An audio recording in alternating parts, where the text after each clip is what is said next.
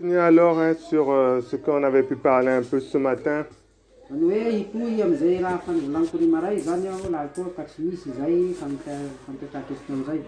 Voilà, je parlais de l'importance de persévérer dans la parole de Dieu.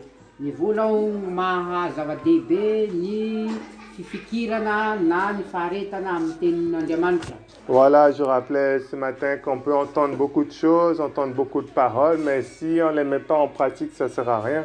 Nambarako ny maray fa mety nare toroteny maro tsika nare tenin'Andriamanitra maro tsika fa laha tsy nampiharitsika amin'ny fiainatsika zany dia tsy misy dikany.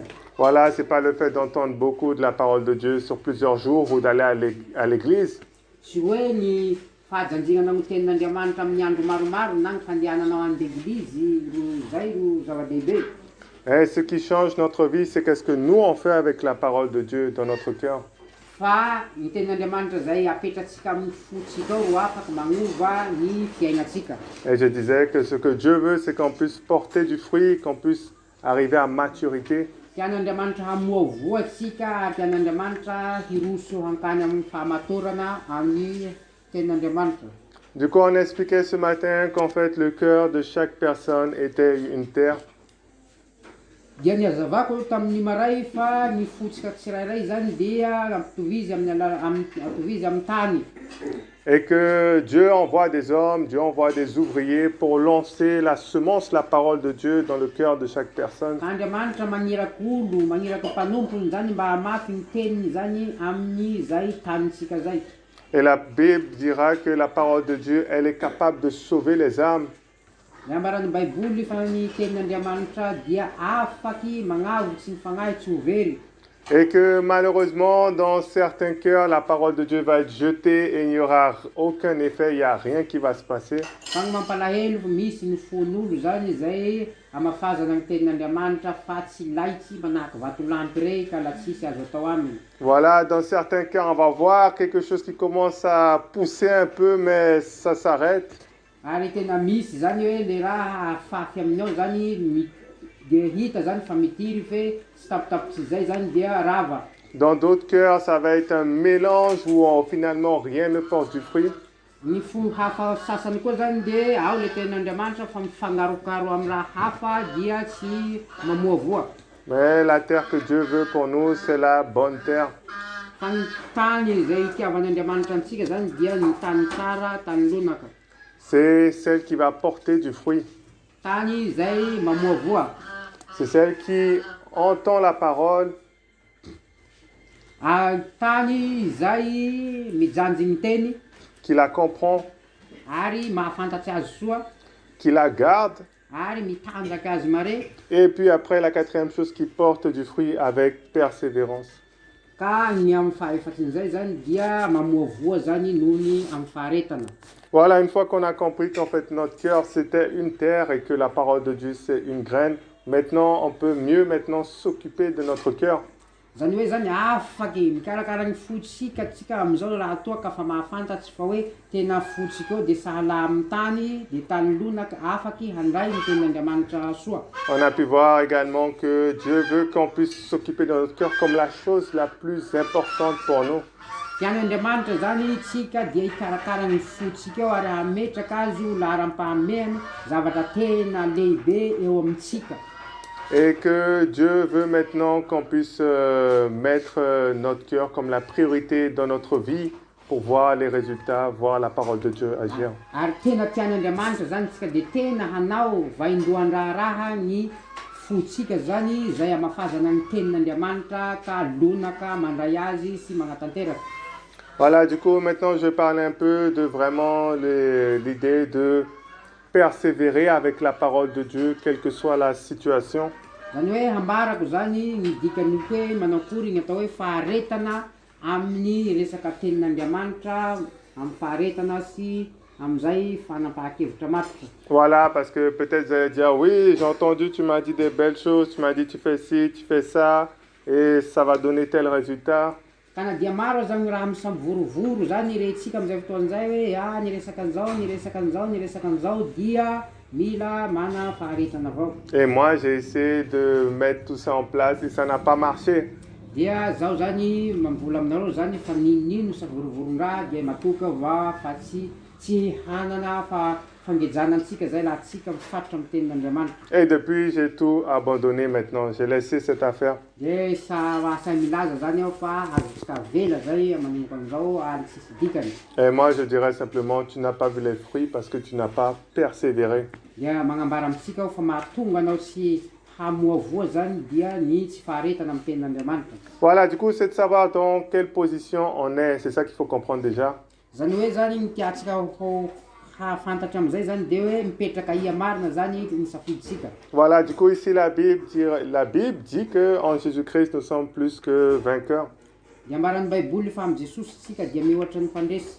Du coup, si tu perds, ne dis pas que c'est la faute de Dieu. Ary raha misy fotoa zany ka ia zany tsy mahomby ka mivola fa aoka tsy hasaranao ny Andriamanitra. Voilà, la Bible dira que Dieu n'est pas un homme pour mentir. Satria ambaran'ny Baiboly fa Andriamanitra tsy olombelona ka havandy. Si tu vois que tu as perdu, c'est juste que parce que tu n'as pas encore une fois persévéré jusqu'au bout. Fa matoa zay tsy mahomby dia ia tsy naharitry jusqu'à farany. Voilà, du coup, on va voir un peu quelques exemples pour montrer l'importance de persévérer avec la parole de Dieu. Dia afaky magnome ohatry vitsivitsy sika hanehoantsika zany fa ilaina ny faharetana amin'ny tenin'Andriamanitra. Voilà, du coup la chose à savoir, hein, c'est que, je sais pas si ça existe, je crois que ça existe aussi, et ça existe aussi cette expression-là chez vous, hein, l'idée de ne pas baisser les bras. Zany hoe zany dia ny raha fahamanazava an'izay mino fa zay fomba fitenin'izay misy amintsika etoy dia mila tsy miravoravo tanana. Voilà, on dit comme ça ici aussi, hein. Oui, tu Voilà, m'as ne baissez pas les bras. Ary za miravoravo tanana. Voilà, on ne sait pas trop qu'est-ce que ça veut dire parfois, mais ne baisse pas tes bras. Mais on va voir un peu des exemples où ne baisse pas les bras, ça veut vraiment dire quelque chose. Reko avao raha zay tsy haiko hoe ino marina ny tena dikany fe fahitako azy zany hoe lafa tsika za miravoravo tanana dia misy dikany zay. Voilà, je me rappelle un peu l'image un homme me racontait déjà il y a quelques années. Zaho zany dia tonga dia mahatsiaro zany raha nitantaran'olo amiko fotoana vitsivitsy lasa. Voilà, du coup, je sais pas si vous connaissez, il y a le gros oiseau là avec le gros bec là, comme ça. Il a un gros bec comme ça, il y a un gros espace là comme ça aussi. Sika zany mety fanahare zany nambotsinay to fa misy voro zay bevatany vavany re zay ary la mivelatry lahon'izao tendriky kapoaky. Voilà, c'est pélican, voilà, comme ça qu'on l'appelle, hein. Gn'agnarany pélican ary voro tena misy andafy agny la i zany ny hena kilo 5 zany akapany ray mandeha nanakaja zany akapany tendriky ambavany agny. Voilà, vous connaissez cet oiseau-là, c'est bon? De fahainareo zany voro zay. Voilà, bon, il n'y a pas ça ici à Toulia, mais voilà, c'est un gros oiseau, c'est... On va mettre une petite image peut-être, mais... Mety mahita ny sary tsika tsy misy atole araiky fa voro tena manahira avao re zay mandany vary la militsy an-tragno. Voilà, je sais pas si vous voyez, mais bon, ça ressemble un peu à ça, hein, cet oiseau-là, hein, pélican. Si tout le monde voit un peu, mais bon. On va essayer de zoomer un peu, bon. Bon, bref, c'est l'oiseau avec la grosse bouche, là, voilà. Vous connaissez, je pense. Mino fa reo voro be vava reo zany, mino fa efa mahita koa nareo lahaka an'izao le pélican. Voilà, c'est ça, voilà. Et il donnera, il me l'expliquera, je sais pas qu'est-ce qu'il y avait dans sa bouche, je sais pas si... Je crois pas que c'était un poisson, je pense qu'il disait peut-être un oiseau. Un oiseau en tout cas qui était dans sa bouche. Zany hoe zany tsy hay marina zany ahoana magnazava amin'ny raha ty zany fa Et il laha expliquait, ity amin'ny vavany voro avao raha toy. et il expliquait que l'oiseau, lorsqu'il était dans la bouche du pélican, Zany hoe ambarany zany fa laha misy voro zany ateliny ka ambavany ao ben bien, il levait ses bras comme ça. dia ataony amin'izay zany regny helatsiny regny. Voilà, il levait ses bras comme ça, et du coup, ça faisait que le pélican, sa bouche est grosse, hein. Zany hoe zany qui fait Oui, l'oiseau qui est dans la bouche mettait les bras comme ça. dia igny vorona ateliny ambavany ao zany no manao an'izay ny elany. Et même si la bouche du pélican était très grosse, Ka amin'izay fotoan'izay na bevata aza vavan'ity pélican ty. tant que le petit oiseau avait les bras comme ça, étendus, Laha vao na kelikely vorogno ka manao an'izay zany ny elany ataony an'izay velatsiny ao voilà, ben il ne pouvait pas être avalé dans le ventre du pélican. dia tsy ahavoately azy toy pélican toy na dia bevata ny vavany. Voilà, c'est une petite image, hein, comment ne pas baisser les bras. Zay zany dia sary maneho zany tsika hoe tsy tokony raviravitanana tsika Voilà, peut donner la victoire. mba azo antsika fahafandresena. Voilà, ça c'était une petite image entre nous, mais on va voir maintenant un vrai exemple biblique. Zany hoe zany izay zany sarisary nangalantsika ohatsy amintsika avao zany fa tena hajerytsika mihoatsy ambaran'ny baiboly. Voilà, dans Exode chapitre 17, Ao amin'ny Exodosy toko fahafito ambin'ny folo Exode chapitre 17, magnaraka ny Genesis Exodosy. Genesis voalohany mare la magnaraka Exodosy voilà, versets 8 à 16. ny andininy fahavalo dia jusqu'à amin'ny andininy farany fahaina ambin'ny folo. Exodosy toko fahafito ambin'ny folo. Exodosy magnaraka ny Genesis. Ny toko fahavalo mijano amin'ny fahaina ambin'ny folo mivaky zao. Ary tonga ny Amalekita ka niady tamin'ny Israely tao Refidima. Dia hoy Mosesy tamin'ny Josua, ny fidiana lehilahy antsika dia mandehana ka miadia amin'ny Amalekita. Raha pitso dia ijoro eo an-tampony avoana aho ka hitana ny tenin'Andriamanitra ety an-tanako. Ary Josua dia nanao araka izay efa nolazain'ny Mosesy taminy ka niady tamin'ny Amalekita izy. Ary Mosesy sy Arona sy Hora kosa niakatra ho any an-tampony avoana. Ary raha nasandratsy Mosesy ny tanany dia nahery ny Israely. Fa raha nampidiny ny tanany dia nahery kosa ny Amalekita. Fa efa vizana ny tanan'ny Mosesy ka dia nakavato izy roa lahy ka nataony teo ambanin'ny Mosesy hipetrahany. Ary Arona sy Hora dia nanohana ny tanany ka ny iray tamin'ny anila ary ny iray tamin'ny anila ary ny iray kosa tamin'ny anila. Dia naharitra tsy nidina intsony ny tanany mandra-pahafaty ny masoandro. Ary Josua dia nandresy ny Amalekita sy ny olony tamin'ny lelan-tsabatra. Ary hoy Jehova tamin'ny Mosesy, soraty eo amin'ny boky izany ho fahatsiarovana ka ambarao an'i Josua fa ho foanako tokoa ny fahatsiarovana ny Amalekita sy hoeny ambanin'ny lanitra. Dia nanorina alitara Mosesy nanao ny anarany hoe Jehova Nisi. Fa hoy izy Jehova nianiana hoe niadin'i Jehova amin'ny Amalekita dia tsy tratra hatramin'izay taranaka faramandimby. Amen. Voilà, du coup ici il y a une bataille entre le peuple d'Israël et Amalek. Hitatsika mazava soa eto fa nisy aly izay nataon'ny Israelita sy ny Amalekita. Voilà, et Josué va se battre contre Amalek.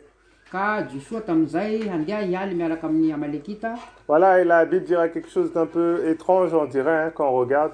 Somary misy zavatra hafahafa avao ambaran'ny baiboly eto raha tena jerena. Et dira que lorsque Moïse élevait sa main, Israël était le plus fort. Ambaran'ny baiboly fa lafa Mosesy nampitsanga ny tagnany manaka an'izao dia mahery ny Israely. Voilà, et quand il baissait, maintenant c'était Amalek le plus fort. Fa lafa ny tagnany alatsany manaka an'izao dia Amalekita ray koa ro mahery. Voilà, et à un moment même, Moïse commence à fatiguer. Ka fa nisy zany fa ela loatsy ka fa nanomboky nivozaky Mosesy. Et il continue maintenant, il place une pierre là où il peut s'asseoir et il met 2 personnes à côté pour tenir ses mains.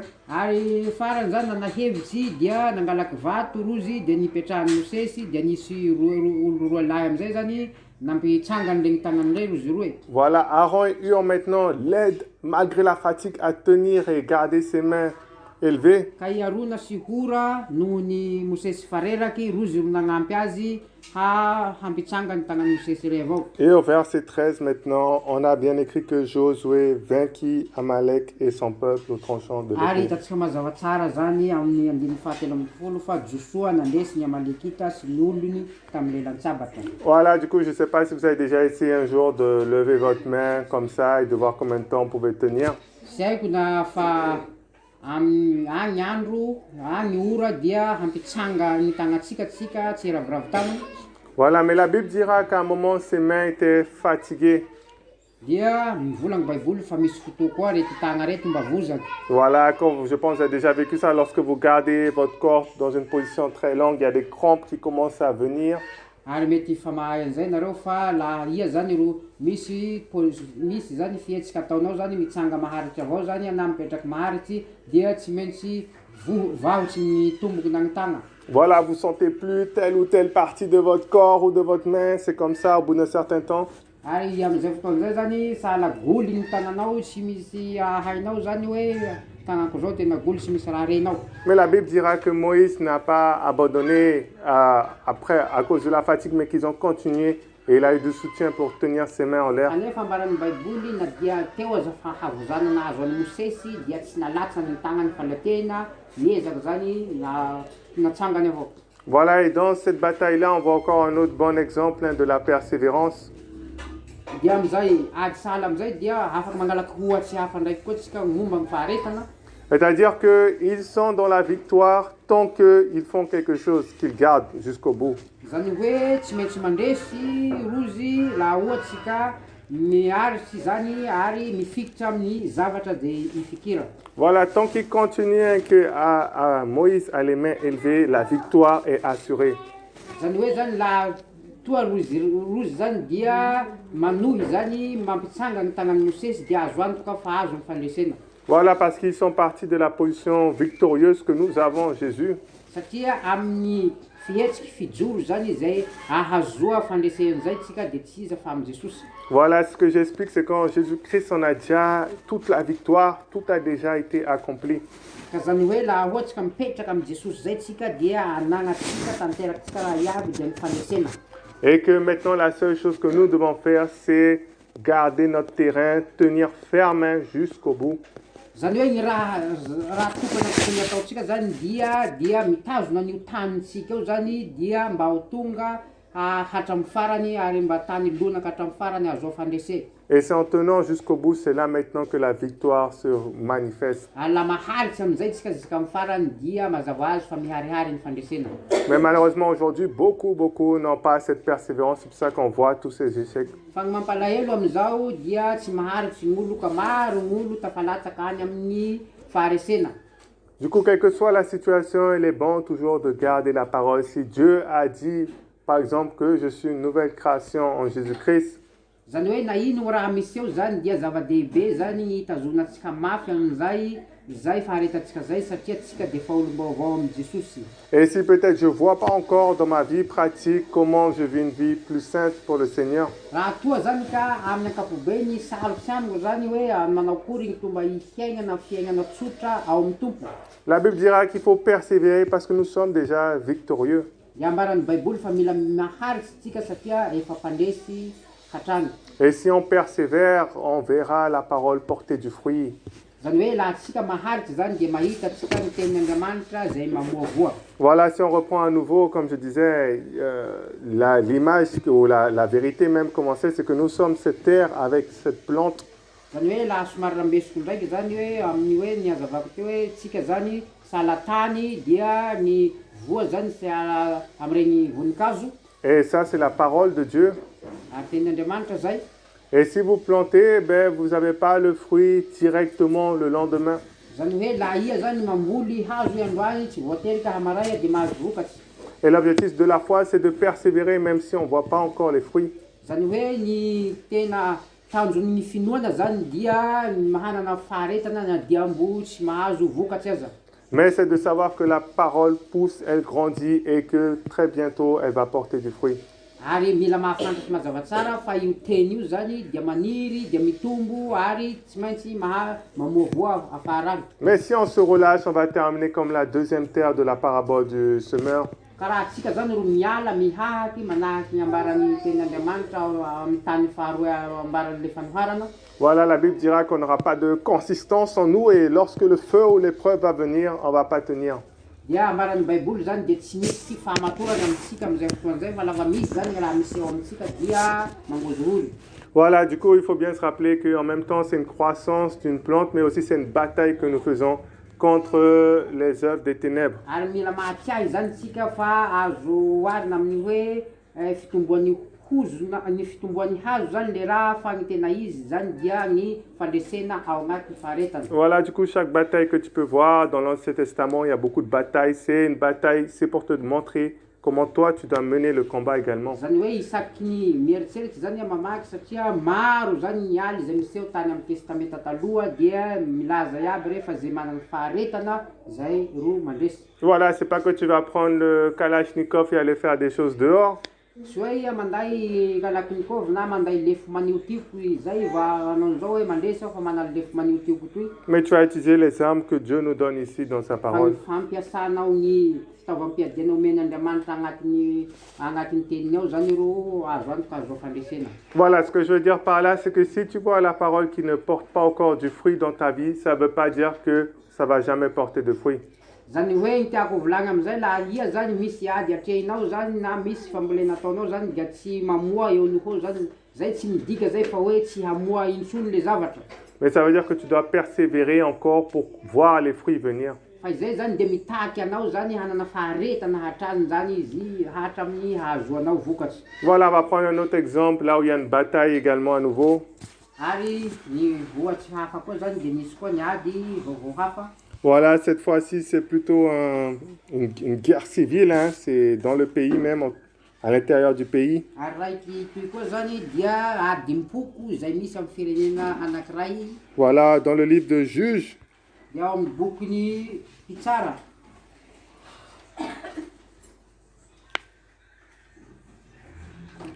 Juges au chapitre 20. Pitsara afarany lafa mahita ny Deutéronomia dia mahita ny Joshua dia zay vao Pitsara. Pitsara toko fa 20. Du coup, l'histoire, c'est que il y aura un viol qui va se passer en Israël. Toko fa 20. Zany hoe gn'ambarany eto zany dia karazana resaka fisavihana zay nisy teo amin'ny Israely. Et après, le peuple d'Israël tous ensemble décide de condamner les personnes qui ont pu faire ce mal. Ka ny mponina Israely zany dia nirahihina nagnameloka ny olo nanao an'io fahadiso eo. Et ces mauvaises personnes se trouvaient être dans la tribu de Benjamin. Dia io olon-dratsy nanao an'io zany dia hita tamin'ny taranaky ny Benjamina. Et la tribu de Benjamin ne veut pas livrer ces mauvais hommes qui ont fait ces choses. Fa io taranaky avy amin'ny Benjamina eo zany dia tsy nanaiky hanolotra ny olo nanao raty io. Voilà, du coup, à la fin, on a à peu près tout le monde qui va se battre maintenant contre la tribu de Benjamin. Ka izay nahatonga ny olo iaby niombona zany lafa tsy nagnambara reto dia nialy amin'rozy. Du coup, c'est Israël contre Benjamin. Zany hoe ny Israël zany dia nialy amin'ny taranaky Benjamina. Voilà, et le spoiler, c'est que Dieu est du côté d'Israël, bien entendu. Ka tamin'izay fotoan'izay dia Andriamanitra nimomba ny Israely. Voilà, et c'est là qu'on arrive dans l'histoire au verset 19. Dia zay no hitantsika amin'ny tantara toy ny amin'ny andiny fahasivy ambin'ny folo. Voilà, 19, chapitre 20, verset 19 à 23. Dia ny any toko faha 20 ny andiny fahasivy ambin'ny folo mijano amin'ny faha 7 vaky toy izao. Dia niainga maraina koa ny zanak'Israely ka nitoby tandrifin'ny Gibea. Ary nivoaka ny lehilahy amin'ny Israely hady amin'ny Benjamita. Ary nilahatra ny lehilahy amin'ny Israely hady amin'ny tao akaikin'ny Gibea. Ary nivoaka avy tany Gibea kosa ny taranaky Benjamina ka naharingana ny zanak'Israely 2 sy 2 ny ampatrampatra tamin'ny tany tamin'izany andro zany. Fa ny fanome toky ny lehilahy amin'ny Israely ka nilahatra hiady indray teo amin'ilay nilaharany tamin'ny andro voalohany. Ary niakatra ny zanak'Israely ka nitomany teo anatrany Jehova mandra-pahariva ny andro dia nanontany tamin'ny Jehova hoe handroso indray va aho hiady amin'ny taranaky Benjamita rahalaiko. Ary Jehova miakara hiady aminy. Amen. Voilà, du coup, le peuple d'Israël est chargé, a reçu l'ordre de Dieu d'aller se battre contre Benjamin. Hitatsika eto zany fa ny mponina ny Israely tamin'izay fotoan'izay dia nahazo fahazoan-dalana avy amin'ny Andriamanitra hiady indraiky amin'ny taranaky Benjamita. Donc c'est Dieu qui l'a dit, va te battre contre Benjamin. Tamin'izay Andriamanitra ro nilaza amin'rozy hoe mandehana hialy aminy. Et ils sont allés se battre. lafa nandeha nialy aminy. Et qu'est-ce qui s'est passé? La Bible dira qu'ils ont perdu 22 000 hommes. Ary ambaran'ny baiboly zany fa lafa nialy amin'ny benjamina reo izy dia niresy ka maty gn'olo 220 aly. Donc ce qui se passe, c'est qu'ils sont allés faire la volonté de Dieu. Et ce qui est arrivé, c'est quelque chose qui n'est pas la volonté de Dieu. Ary mino zany io zany dia maneho fa misy olona manao gny raha sitrapony Andriamanitra kanefa misy koa raha mifanohitra amin'izay no vokatsiny. Donc, vous voyez bien, c'est possible que tu fasses quelque chose qui est la volonté de Dieu et que quand tu le fais, ça ne marche pas. Dia azo antoka zany fa mety misy fotoa zany manao gny raha sitrapon'Andriamanitra magnaraky ny sitrapon'Andriamanitra fa gny valiny azonao zany dia tsy mandeha le zavatra na ia zany tsy mahita fombiazana. Mais quand on dit ça ne marche pas, c'est que ça ne marche pas en apparence. Ka raha ohatsy zany ka hoe milaza atsika hoe tsy mahomby zany dia tena hita tokoa fa tsy mahomby. Voilà, du coup, ces hommes-là décident de se ranger en bataille, il dira. Zany hoe lafa olo reto zany niresy reto zany dia lafa nanapa-kevitra ndraiky hoe hialy ndraiky tsika. Voilà, après il dira qu'ils vont monter et après ils vont pleurer devant l'Éternel jusqu'au soir. Dia nambara ny tenin'Andriamanitra eto fa lasa rozy dia niakatsy dia nitagny fagnatriany Jéhovah jusqu'à fa haharivany gn'andro. Après ils diront au Seigneur maintenant, ok, on est allé, on a fait ce que tu nous as dit de faire, ça n'a pas marché.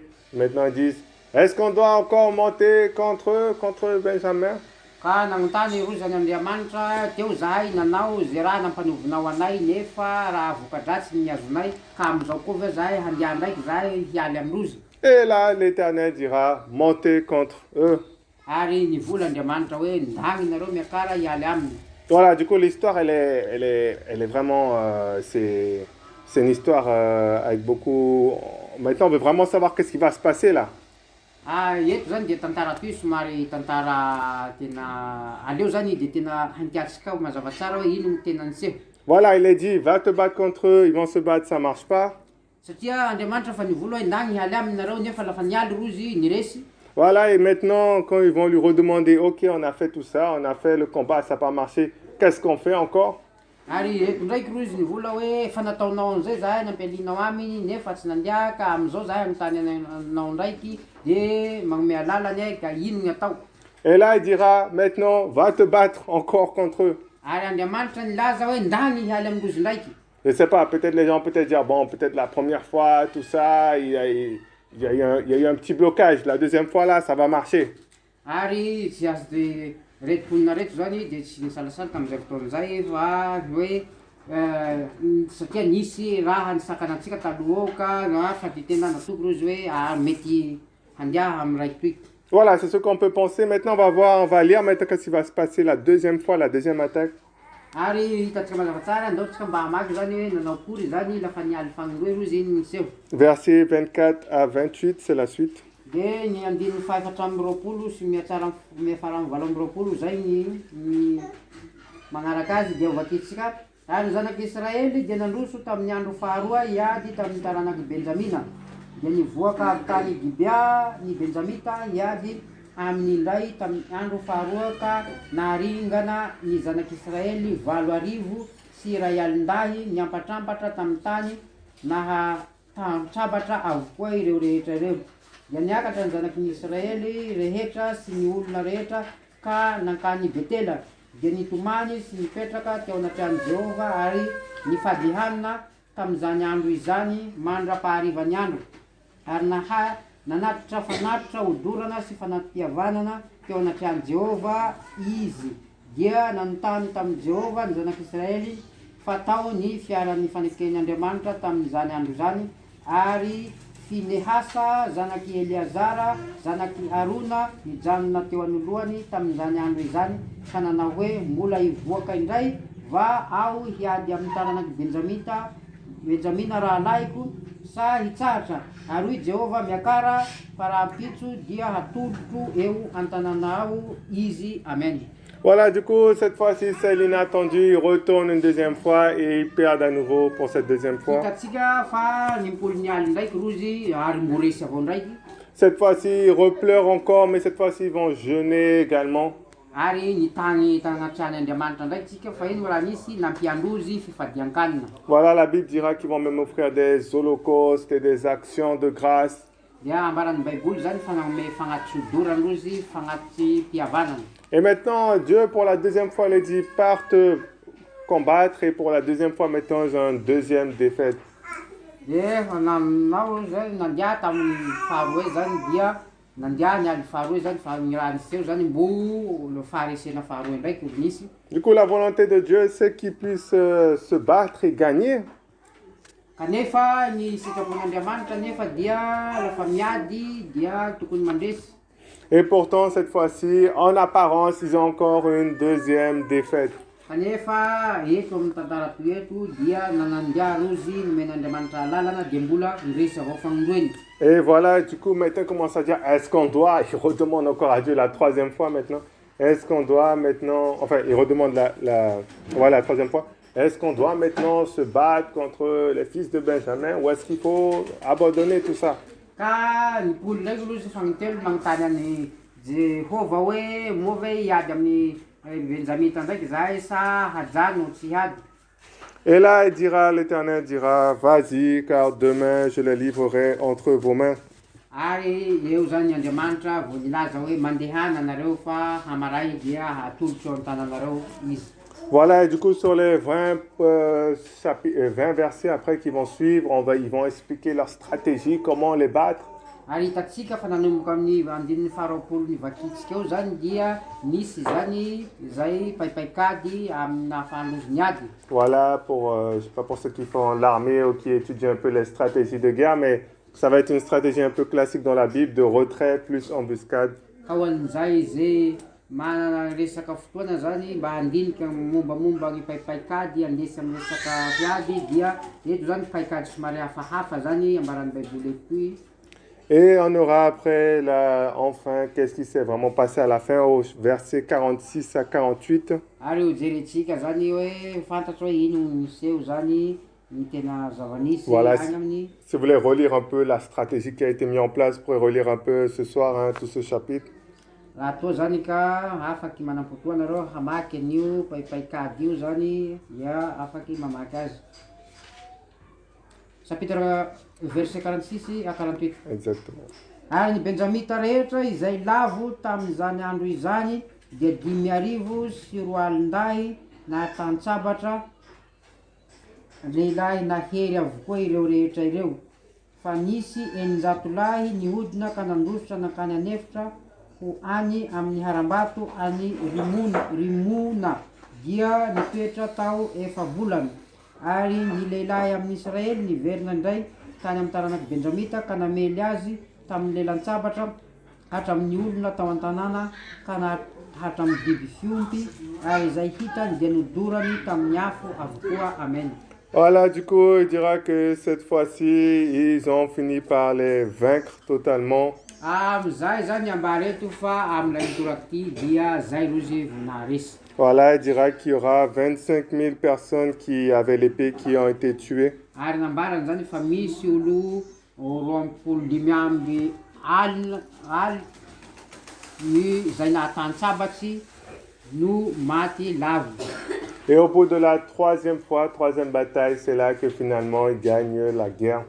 Dia am'izay alina nataondrozy zay dia zay rozy zany vao nafaky naharesy amin'ny alina nataondrozy. Voilà, et c'est ce qu'il faut retenir aussi pour la vie de chacun d'entre nous. Zany hoe ny raha tokony ho tazomintsika zany amin'ny fiaignany tsirairay. Si Dieu nous donne une parole, ça doit marcher. Dia Andriamanitra magnome ny teniny amintsika dia tsy maintsy tanteraka izay lazainy. C'est obligé que ça marche, il n'y a pas d'autre possibilité que ça. Dia tsy maintsy tanteraka zay fa tsy misy raha hafa azonao atao amizay. Voilà, c'est pour donner un exemple. Si Dieu dit, comme je disais, que nous sommes cette nouvelle création, Jésus-Christ. Dia zay zany dia afaky naaraky nambarany tenin'Andriamanitra fa lafa matoatsika fa olombelom-baovao ao amin'ny Kristy. Si la Bible dit que lorsque Jésus-Christ a été crucifié, nous aussi nous avons été crucifiés. Ko satria ambaran'ny Baiboly mazava tsara fa lafa nomboina Jesosy dia niaraky nomboina taminy koa isika. Et si la Bible dit que lorsque Jésus-Christ a été ressuscité, nous aussi nous avons été ressuscités. Sady ambarany baiboly marina fa Jesosy nomboana tamin'ny hazo fijalia Jesosy lafa nitsangana tamin'ny maty dia nitsangana tamin'ny maty koa isika. Et si la Bible dit maintenant qu'à cause de tout ça, nous sommes morts au péché, Ka raha toa ka ambarany baiboly fa noho izany rehetra zay dia maty amin'ny fahotana isika, et que maintenant nous avons la victoire sur la chair, dia amin'izao tsika dia manana fandresena ny amin'ny zavatra ara-nofo. ben c'est que les choses sont comme ça, nous avons la victoire sur la chair et sur le péché. Ka raha toa ka izay ny andehanantsika an'ilay zavatra zay dia tena manana fandresena tokoa tsika amin'ny fahotana. Voilà, comme j'expliquais, pour ceux qui n'étaient pas là, une fois qu'on est en Jésus-Christ, maintenant nous sommes une nouvelle création. Manahaka izay fa ny hazavako avao ho an'izay tsy teo fa lafa tsika amin'ny Jesosy Kristy dia olom-baovao. Voilà, j'expliquais que nous sommes esprit, âme et corps. Dia ny hazavako mazava soa fa tsika amin'izay fotoan'izay dia fanahy, saina, vatana. Voilà, nous sommes un esprit avec une âme dans un corps. Tsika zany dia fanahy izay manan-tsaina ao anatin'ny vatana. Voilà, vous verrez ça dans les trois parties du corps dans 1 Thessaloniciens 5, verset 23. Ary afaka hitantsika zay ao amin'ny Tesaloniana voalohany, 1 Thessaloniciens 5, verset 23. Tesaloniana voalohany toko fahadimy ny andininy fa telo amby roapolo. Tesaloniana voalohany toko fahadimy ny andininy fa roa amby telopolo, telo amby roapolo.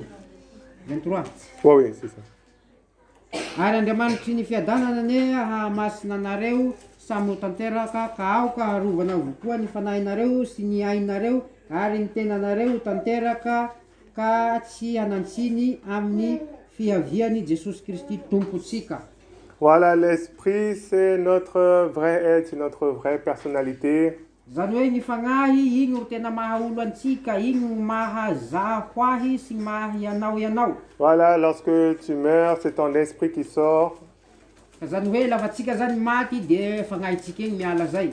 Voilà, l'esprit, du coup, il a deux mains, deux pieds, mais pas fait de poussière comme notre corps. Zany hoe ny fagnahy zany dia manam-bata, manan-tagna roa, mana-tomboky raiky fe tsy manahaky ny vatantsika toy izay azo tsapay. Voilà ce que j'expliquais quand je parlais sur le thème de la marche par l'esprit, que l'esprit a toutes ces capacités-là. Ary fanambarako lafa zao nagnazava momba ny fanahy masina eo fa lafa ny fanahy zay ao amitsika zany dia manana an'izay zavatra zay anagnany vatantsika zay. Voilà, j'avais donné plusieurs exemples dans le livre de l'Apocalypse. On les voit tenir des arbres ou tenir des rameaux dans leurs mains.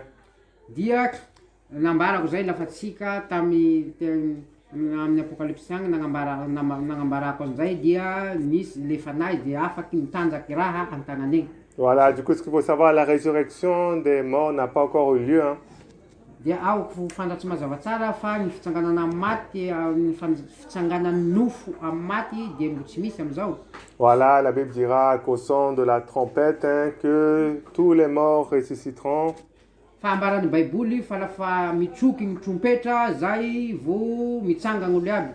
Et il dira qu'après que nous aussi nous serons changés, que nous aurons un corps glorieux semblable à celui de Jésus. Ka ambaran'ny tenin'Andriamanitra amizay fotoan'izay dia miova koa tsika laha tsika zany tsy velo, tsika zay velo zany tratrin'izay ngany mba ho tratrin'izay tsika iaby dia hovary ty vatantsika mety loto i dia vata vaovao manahaka an'izay koa lo maty re dia mitafy nofo tsy vaovao. Voilà, du coup tout ce que vous voyez dans l'Apocalypse, c'est en esprit. Les gens n'ont pas encore de corps, ce corps glorieux.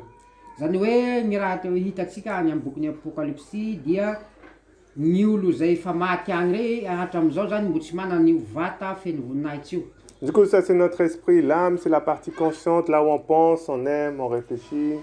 Dia ohatran'ny fanahy hafa koa zany ny saina zany dia agnisan'ny zavatra zany ahafahantsika manampitiava, ahafahantsika mana toe-po. Et le corps c'est l'enveloppe de tout ça, c'est ce que vous voyez là. Ka ny vatany zany dia le raiky manaro an'izay raha zay, le vata hitatsika ivelany atoitoy zany, zay ny vatana. Et la Bible dira que au moment où on croit au Seigneur Jésus, c'est uniquement notre esprit qui passe par cette nouvelle naissance. Ka zany hoe zany ambaran'ny baiboly fa tamin'ny fotoana nagneketsika an'i Jesosy zany dia izay abiaby zay zany no nateraky vaovao. Voilà, c'est ce que le Seigneur Jésus dira également. Si quelqu'un ne naît d'eau et d'esprit ne peut entrer dans le royaume de Dieu. Ka zay no ambaran'ny baiboly fa laha misy olona tsy ateraka ny tsy ateraky ny rano sy ny fanahy dia tsy mahazo miditra amin'ny fanjakan'Andriamanitra. Par contre, la Bible dira que notre âme, là où on pense, là où on réfléchit, ça ne change pas lors de la nouvelle naissance. Zany hoe tsy midika zay fa hoe ny vatantsika henany io zany dia tsy hoe ny vatantsika miova amin'izay fahaterana vaovao zay fa mbosika avao. Et la Bible dira également que le corps aussi, maintenant tout le monde le voit, hein, quand on accepte le Seigneur Jésus, ça ne change pas forcément ou totalement, toujours le corps. Ka ambaran'ny baiboly avao koa zany fa ny vatantsika zay hitako io zany tsy voatery fa hoe laha nandrain'i Jesosy tsika dia vatantsika io miova laha ny ratilahy ka tovolahy tsy zay zany fa tsy zay ny tiany fiovany tiany volahy. Et la Bible dira à un moment, hein, vous pourrez le relire, hein, je ne vais pas redire un peu ce que j'ai dit la dernière fois, mais dans Romains au chapitre 7, dia afa ny azavako avao koa zany fa afaky mamaky an'izay tsika ao amin'ny Romana toko fahafito. Voilà, il expliquera qu'il y a cette lutte dans cette membre, il y a une loi qui pousse à pécher. Ary ambaran'izay tenin'Andriamanitra zay fa amin'ny tenatsika iny dia misy lalàna zany agnatintsika ao zay mampirisika antsika hanonta. Voilà, il expliquera qu'en fait, il y aura cette lutte maintenant, qu'une fois qu'on est chrétien, dia ambarany zany fa io ady io zany dia izay ny miseho amintsika amin'izao fotoan'izao amintsika kristiana. entre l'esprit, les volontés de l'esprit et la volonté de la chair.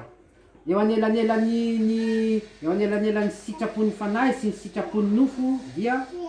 Voilà, du coup, je donne quand même le verset là que je disais tout à l'heure. Vous pouvez revérifier à la maison. C'est dans Romains chapitre 7, versets 22 à 24. Azosika porofoina an-tragno agny zany zay namiako teo Romana toko fahafito ny andininy fahaefatra amby roapolo. Voilà qui explique qu'en fait, il y a dans notre corps, il y a une puissance de péché qui nous pousse à pécher, qui nous envoie des mauvais désirs. Ambarany ao zany azavany ao fa agnaty vatantsika ao dia misy heriny fahotana zany zay manosika antsika hanota, mampirisika antsika hanota hatrany. Du coup, d'un côté, il y a l'esprit, de l'autre côté, il y a la chair, et les deux envoient des pensées au milieu de notre âme.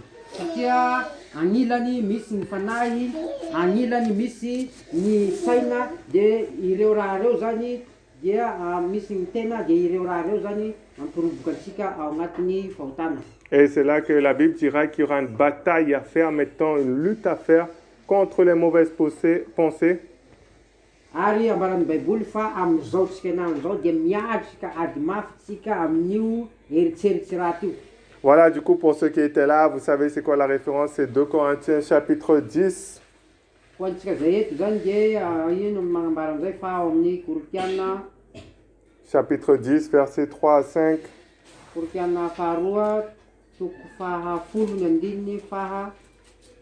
Voilà qui expliquera qu'il y a maintenant les armes avec lesquelles nous combattons ne sont pas charnelles. Dia magnambara eo zany ny fitaovam-piadiana zay andesintsika fa tsy fitaovam-piadiana ara-nofo.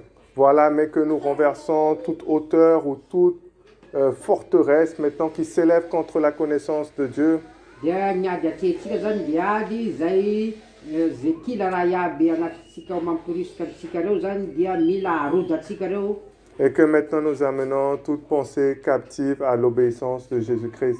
Ka ninina zany ny fanahy zany agnatintsika ao zany zay fanahy zay ny tsatsy ny fangejana iny zany dia andesintsika naiky an Jesosy manomboka amizao. Et c'est cette bataille-là qu'on doit mener chaque jour. On doit, ce que la Bible dit, crucifier notre chair. Zay aly zay zany tokony atrehintsika isan'andro zay ambaran'ny baiboly zany dia hoe aoka omboentsika ny tenatsika. Voilà, dans Romains 6, vous pouvez noter Romains 6, chapitre 6, verset 13, il dira de livrer nos membres comme des instruments de justice maintenant. Ary ambarany zay amin'ny Romana toko fahaenina verset 13. ny andininy fahatelo ambin'ny folo manao akory zany ny fomba hitondrantsika ny tenatsika zany amin'ny tena adiady tsara zany azo atsika fandresena. Et tout ça, c'est un combat. Zay raha zay zany dia ady voatrehy. Et maintenant, nous savons, comme je disais en Jésus-Christ, que nous sommes plus que victorieux. Ka manahaky fanambarako tsika fa amin'ny Jesosy eo dia mihoatra ny mpandresy. La Bible dira que la chair même, que nous sommes déjà morts au péché. Ary ambaran'ny baiboly zany fa ity tenatsika ty zany dia efa ny maty. Voilà, on a pu lire également tout à l'heure dans 1 Pierre chapitre 2, versets 22 et 23 qui disait que il a porté nos péchés afin que nous soyons morts au péché, que nous puissions vivre pour la justice. Ka hitatsika amin'ny epistilin'ny Petera, 1 Pierre chapitre 2, versets 22 à 23. Petera voalohany ny toko faharoa dia ny andininy faha 2 sy 3 zay manambara amintsika zany. Qu'est-ce qu'il a dit? Voilà qu'il a porté nos péchés, voilà, Ary ambarany ao zany fa Jesosy nanday ny fahotatsika. et que nous sommes morts au péché pour que nous puissions vivre pour la justice. Ary ny maty tao agnatin'ny fahotana atsika dia mba ahafahantsika velona ao amin'ny fahamarinana. Voilà, maintenant notre position, c'est une position de vainqueur. Zany hoe zany amin'izao fotoan'izao zany dia ny fijerintsika zany dia tokony fijery ho an'ny mpandresy. On a la victoire sur le papier, c'est écrit qu'en tant que chrétien, on a la victoire. Ka satria fanagnatsika io fandreseny ao zay voasoratra amin'ny takelaka zany dia satiatsika ao amin'ny Jesosy. Et maintenant pour nous d'amener cette victoire dans la pratique, Dia anjaratsika zany manday an'io, mangalaka an'io fandreseny io zany dia ampiharitsika amin'ny fiaigna. c'est de persévérer dans la parole de Dieu. Ka zany hoe mila mifikitsy amin'ny tenin'Andriamanitra, maharitra amin'ny tenin'Andriamanitra. Voilà, jusqu'à ce qu'on voit les résultats et de ne pas abandonner au premier échec. Mandrapahitantsika valiny zany dia tsy mila tsika miala ao amin'ny tsy fahombiazantsika. Et c'est comme ça qu'on va commencer à voir les résultats. Ary zay avao ro azo atsika ny valiny. Voilà, pour donner un peu une dernière petite histoire qu'on pourra lire dans 2 Rois chapitre 13. Magnoezatsika tantara zany zay vakitsika ao amin'ny Deux- fanjaka. Voilà, 2 Rois chapitre 13, Fanjaka faharoa ny toko fahatelo ambin'ny folo.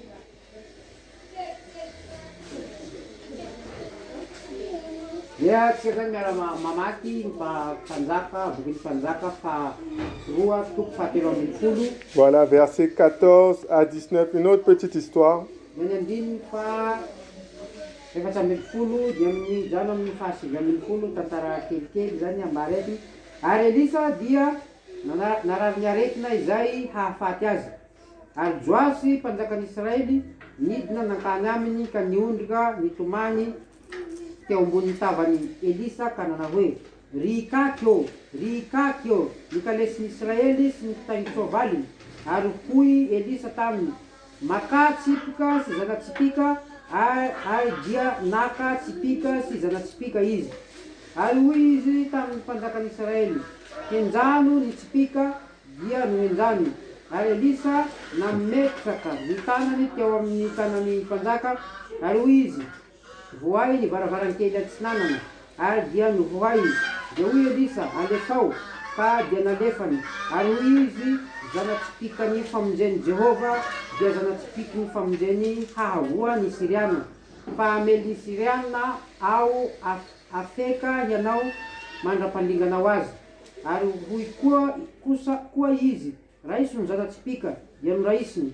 Ary hoy izy tamin'ny mpanjakan'Israely, kapohy ny tany, ary nokapohy ny intelo dia nitsatra izy. Ary ilain'Andriamanitra dia tezitra taminy ka nanao hoe, tokony nikapoka indimy na inenina ianao, dia ho nasianao ny Siriana mandra-pandinganao azy. Fa izao dia intelo ihany no hamelezanao ny Siriana. Ary dia maty Elisa ka nalevina, ary ny mpifoha adiny Moabita nananika ny tany tamin'ny fitsingerenany taona. Ary nisy nandevina olona, dia indro nahita ireo mpitoady izy, ka dia natsipiny tao ampasany Elisa ny faty. Ary raha vao nitehika tamin'ny taolan'ny Elisa ny fatiny lehilahy, dia velona izy ka nijoro tamin'ny tongony.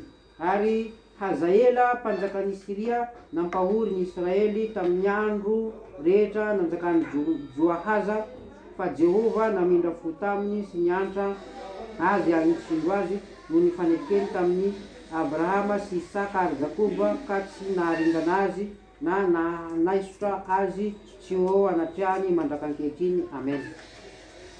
Voilà, du coup, ici, du coup, il y aura... J'avais jusqu'à 19, hein, je crois que tu as dépassé. Ici, voilà, du coup, il y aura le Élysée hein, avec le roi Joas. Zany hoe eto zany dia milaza zany Elisa mpaminany sy mpanjaka Joasy. Voilà, et il lui dira, allez, ouvre la fenêtre, tire une flèche. Ary Elisa nivola aminy hoe voao ny varavarankely ary alefaso ny zanatsipika. Voilà, il tire la flèche, il dira, voilà, ça c'est une flèche de délivrance contre les Syriens, tout ça. Ary lafa nalefa ny zanatsipika igny zany de sahala zanatsipika alefa hiady amin'ny Siriana. Et après, il dira, maintenant, prends tes flèches et frappe contre terre. Ary nivola ndraiky Elisa hoe tano iny zanatsipika igny dia avelezo amin'ny tany. Et il prendra les flèches et la Bible dira qu'il va frapper 3 fois contre la terre. Ary nambarany zany fa hoe nikapohiny intelo avao iny filesy zanatsipika igny amin'ny tany. Et la Bible dira qu'au verset 19, l'homme de Dieu s'irrita contre lui. Ary ambarany amin'ny baiboly ao ny andiny fasivy amin'ny folo fa tezitra aminy lehilahin'Andriamanitra. Et il dira, il fallait frapper 5 ou 6 fois, alors tu aurais battu les Syriens jusqu'à leur extermination. Ary nivola taminy hoe tokony ho nikapoka intelo indimy na ny enina mandra-pandresenao ny Siriana tsy mandra-pandanianao azy. Et maintenant il dira, tu les battras 3 fois. Dia nambarany fa hoe intelo avao zany hoe ny handresenao azy. Et c'est encore un autre exemple que quand on mène cette bataille, quand on mène cette guerre plutôt, je veux dire. Ka io koa zany dia anisany ohatra laha ohatsy ka misy ady zay hatrehintsika. Guerre contre la chair, guerre contre la maladie, guerre contre la pauvreté. Laha misy aly hatrehintsika momba ny ara-nofo, momba ny aretina, momba ny fahantrana. Et il faut frapper plusieurs fois jusqu'à qu'on atteigne l'objectif qu'on veut. Zany hoe mila mamely azy tsika mandra-pahazo atsika zay tanjona tratrantsika. Si tu frappes et tu te relâches, tu vas gagner plusieurs batailles, mais la guerre, tu risques de la perdre. Zany hoe laha iha zany mamely avao zany de mety handresy amin'ady zany fa le ady zany dia mbola ho hatrehinao avao. Et c'est cette mentalité-là toujours qu'il faut garder quand on va dans la guerre spirituelle ici que je parle. De raha ity de milaza zany lafa tsy mandeha hankiatrika ady zany hoe ady ara-panahy rehefa eto. Voilà, c'est de savoir que nous sommes victorieux et de persévérer, comme je disais ce matin et encore cet après-midi, de persévérer jusqu'au bout. De mila mahafantatsika fa efa mpandresy hatrany de mila maharitsy hatramin'ny farany. De ne pas abandonner au premier échec ou ce qui a pu arriver. Ary tsy mila ketrakintsika zany hoe laha tsy nahomby amin'ny voalohany na zavatry niseho manatahaka an'izay. Du coup, comme je reprends un peu l'exemple de la chair, si par hasard, à certains moments, on a succombé à la tentation de la chair, Manahaky ny fanivolaniko avao laha ohatsy hoe sendrasendratsika dia tafatsofoka zany agny zany amin'ny ady ara-nofo tafalatsaka amin'ny ady ara-nofo hatrehintsika. voilà, c'est pas une raison de tout abandonner, de tout jeter à cause d'un échec. Zany hoe noho ny tsy fahombiazana nahazo antsika zany dia tsy vahaolany ny miala na mitsoaka andaharana. Mais la Bible nous encourage toujours à garder la parole de Dieu et quel que soit l'échec qui a pu arriver, de persévérer quand même. Fahambaran'ny baiboly fa mila mitazona ny tenin'Andriamanitra hatramintsika ary mila maharitra na dia misy zany tsy fahombiazana. Voilà, de comprendre, voilà, peut-être ici j'ai pu faire une erreur, mais je sais maintenant qu'en Jésus-Christ, c'est une victoire sur la chair. Ka ny atsapatsika ny amin'ny hoe zao zany dia nofo fa ao amin'ny Jesosy Kristy ao dia mety manam-pahandresena. Je veux voir la sanctification dans ma vie. De mila mahazo ny fahamasinana ao amin'ny fiainako. Et au fur et à mesure que tu t'exerces dans la sanctification, tu deviendras de plus en plus fort. Dia amin'izay fotoan'izay laha iha miasa amin'izay fahamasinana zay zany dia lasa mahery mihoatry ny mahery. Voilà, Paul avec Timothée parlera de ça comme un exercice, comme un exercice spirituel même. Amin'ny bokin'ny Timothée any milaza an'izay toy ny fanatanjahantena tahaky ny fanatanjahantena ara-panahy. Voilà, de la même manière que des garçons peuvent faire la musculation pour avoir des muscles, de cette même manière-là aussi, spirituellement, on doit s'entraîner également pour voir les résultats. zany hoe manahaka an'iregny zazalahy zay mampitombo bokon'ozatsiny rey zany manahaka an'ilay avao koa zany ataontsika amin'ny resaka ady ara-panahy. Voilà, si peut-être toi, après avoir entendu des messages de sanctification, le mariage par exemple aussi, Dia raha ia zany mahare ny mikasiky ny fahamasinana amin'ny resaka na fanambadiana na fahamasinana ara-panahy. et que tu décides, voilà, de mettre en pratique, de te consacrer, de te préserver, d'oublier, de demander pardon, même si tu étais déjà passé à l'acte avant. Dia laha ia zany de tena mipetraka amin'ny tanjonao zany fa tena miorina tanteraka ao anatin'izay faharetan'izay na dia misy aza talohan'izay niady fanatrehanao fa tsy nahitanao fombiaza. Et tu te dis maintenant, non, c'est bon, maintenant je choisis la bonne voie, je décide maintenant de ne plus faire ces choses et de me garder jusqu'au mariage. Ary mila milaza marimarina kokoa amin'izay fotoan'izay dia amin'izay fotoan'izay fa tsy agny ao amin'ny fiainana taloha zay na dia misy aza zay dia mitanjoko amin'izao zany dia hiroso amin'ny fanambadiana ara-dalàna. Si par hasard ça arrive que malheureusement tu retournes là-dedans une fois, Laha ohatsy zany sendra ka tafalatsaky ndraiky mimpoly amin'izay raha taloha fa nialanao reky. c'est pas ce que j'espère pour toi, hein. Si tu respectes normalement ce qui a été, les conseils qui ont été donnés, normalement ça devrait pas arriver, ou du moins pas facilement. Zany hoe tsy maniry anao zany aho tafalatsaky amin'izay agny zany fa ny tiako zany mba hagnarahanao torohevitsy izay fanambara sy ny mizara. Mais si par hasard tu retombes là-dedans une fois, ben, ce que je peux te dire, ne jette pas l'éponge dessus. Ka raha ohatsy hoe sendra ka tafalatsaky amin'izay agny ndraiky dia amin'izay fotoan'izay aza manara-tompy. Voilà, retourne à cette consécration-là que tu t'étais fixé au début. Zany hoe mipolia zany amin'ny fahamasinana zany izay efa nifikiranao tamin'ny voalohany igny ndraiky. Voilà, c'est pas parce que tu as peut-être raté une fois que c'est fini, mais non, au contraire, garde-toi. Tsy hoe zany tsy mahomby indray mandeha dia vitana aminao fa tsy zay zany fa mila mifikitry zany mila mifikitry hatrany. Voilà, parce que plus tu persévères là-dedans, plus tu te mets là-dedans, plus tu vas également récolter également pour toi. Ko satria laha ia zany agnatin'izay ao zany dia maharitsy zany dia agnatin'izay ao koa zany amin'ny faharetan'izay nananao zay no ahafahanao mioty ny vokatry ny fiaretana.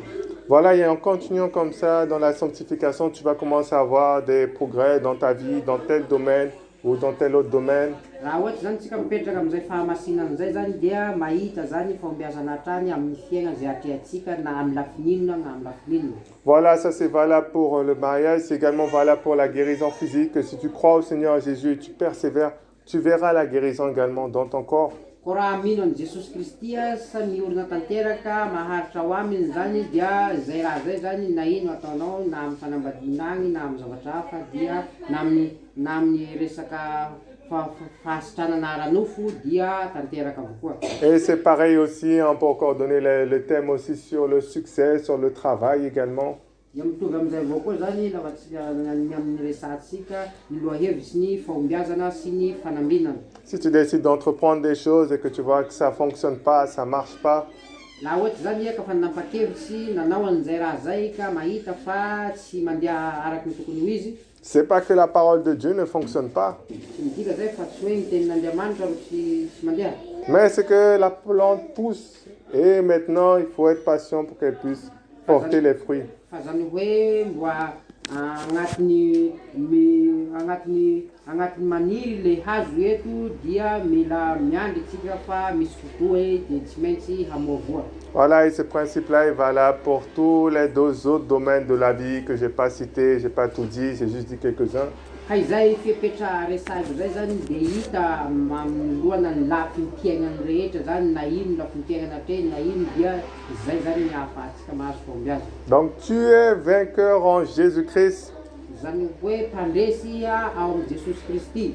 Le seul moyen pour toi de perdre, Fa ny antony maharesy anao dia c'est d'abandonner.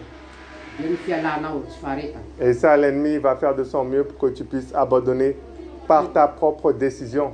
Ka satria izay zany ny raha iazakazahany fahavalontsika dia ny hitaonanao zany hiala hitsoakan-daharana mba tsy hahafahanao mahazo fandresena io. Mais tant que tu persévères et que tu gardes la parole, la victoire est assurée. Ko satria amin'izao efa nanapa-kevitsy fa hifikitra zany sady hanana faharetana dia azo antoky ny fandresena.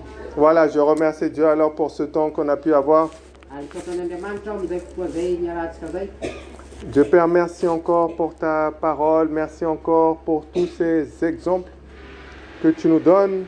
Merci Dieu Père, Dieu que tu ne nous laisses pas seuls, mais que nous sommes entourés de témoins, Dieu Père, qui nous donnent l'espoir malgré les situations qu'on peut passer, ce qu'on peut vivre. Mais tu nous remplis d'espérance par ta parole avec ces exemples de victoire, Dieu Père. Merci qu'en Jésus-Christ, tout a déjà été accompli, Dieu Père. Et que maintenant, Dieu Père, nous devons simplement continuer avec toi et voir la victoire se manifester dans le physique, dans la pratique. Gloire soit donnée à ton nom, dans le nom de Jésus. Je te prie de bénir cette soirée. Je te prie également pour le culte de demain, que ce soit également un temps de bénédiction pour chacun d'entre nous et qu'on puisse grandir dans le Seigneur également, dans le nom de Jésus. Amen. Amen. Voilà. S'il y a des petites questions, je peux éventuellement répondre. Et pour ceux qui c'est déjà trop tard, vous pouvez bien entendu disposer et heureux de nous avoir revus aujourd'hui. Zany hoe raha misy fagnontaniana zany apetrakintsika indrindra fa amin'izay gitara dia afaka apetraka.